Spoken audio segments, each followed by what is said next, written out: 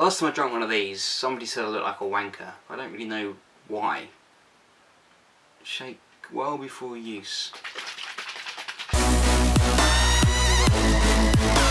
Have you ever thought about sexting? I don't mean like thought about sending a sext, but like the history of sexting. Like, how did we get to a point where this form of communication is kind of like an everyday thing for us? Sexting is like the biggest hobby in recent years. More people participate in sexting than they do in tennis. Everyone's sexting, right? Even your grandma's sexting.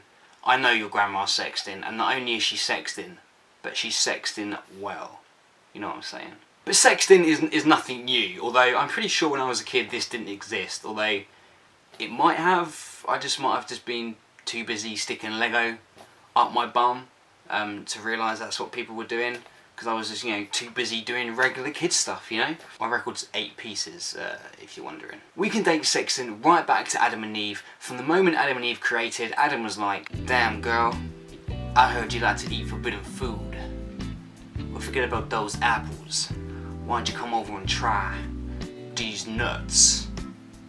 Got it! As history moved on, we learned how to be more creative, and as cavemen, we started painting on the walls. But then they realised, they started looking at this, and they were like, girls are going to be impressed if they see this. So they went, I'm going to go over to Stacey's cave right now, and I'm going to draw my penis on Stacey's cave wall, and she's going to love it, and she's going to be really impressed, and hopefully she'll come into my cave and draw her cave vagina on my wall. When archaeologists first discovered cave paintings, they were like, "Oh, these are cool woolly mammoths." But then they realised that actually those woolly mammoths were in fact big, hairy, girthy caveman dicks. Human history moved on even more, and so came forth the Egyptians into the world. And the Egyptians, they used hieroglyphics, and they used those hieroglyphics to talk dirty to each other. Prime example would be boot symbol, bird symbol, eye symbol, man with a dog head, eye symbol. I'm not even sure I can say that on YouTube because that is very graphically dirty. Then human history moved on even further and we reached the Greeks. Now the Greeks, we all know from our history lessons that the Greeks were horny little Greek bastards. But the Greeks, they reinvented the sex game. My God, did they reinvent the sex game. They were like, hey, I could give you a picture of my penis. I really could do that, and I know you'd love it. But hang on a minute.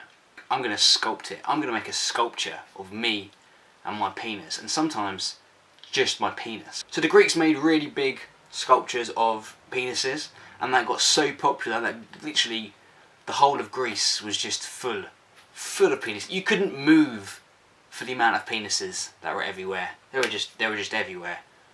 And that's how the dildo was invented.